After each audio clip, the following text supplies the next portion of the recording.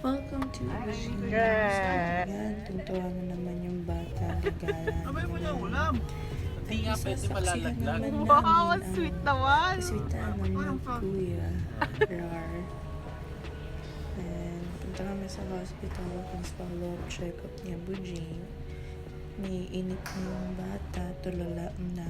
Yan, sumimangot na. Pero nakita niya yung sarili niya sa camera. Ayan, tuntuwa na naman. Ni-spoiled kasi nung Kape ka na. ang lahat ng makuha niya or maabot niya, kinukuha na niya. Ayan. Tapos isubo na niya.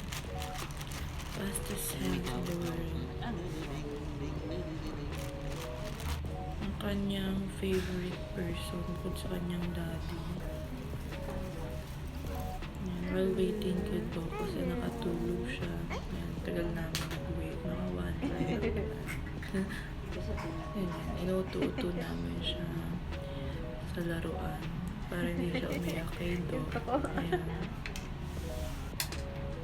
Tapos pinatalagan siya ni Doc sa kanya para pag sinik siya, hindi siya iiyak. Pero lingon naman siya ng lingon. Ayan, sige, lingon pa sis. Pero after niyan, umiyak din siya kasi nga, lingon siya ng lingon. Nakikita niya si Doc na pagkakaroon. Yung dinner na. Tapos na siya kumain. Pero nangyayari pa siya ng tatay. Kinakain pa yung t-shirt niya. And the next day, nagdali kami. Tinry lang namin. Yung mga sa mga goods nila. After,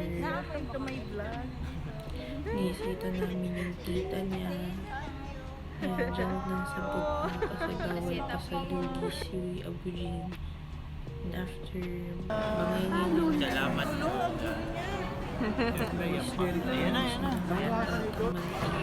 Magpawa ka sa panot-mont dito.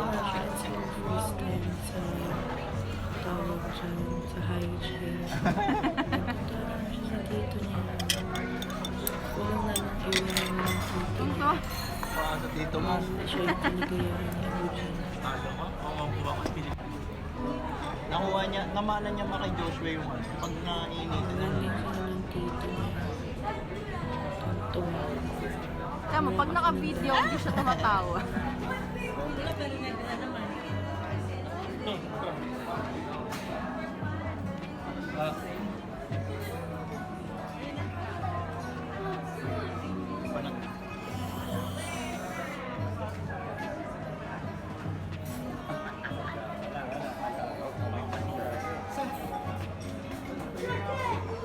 Siguro natutuwa siya, sabi niya inupo niyo ako.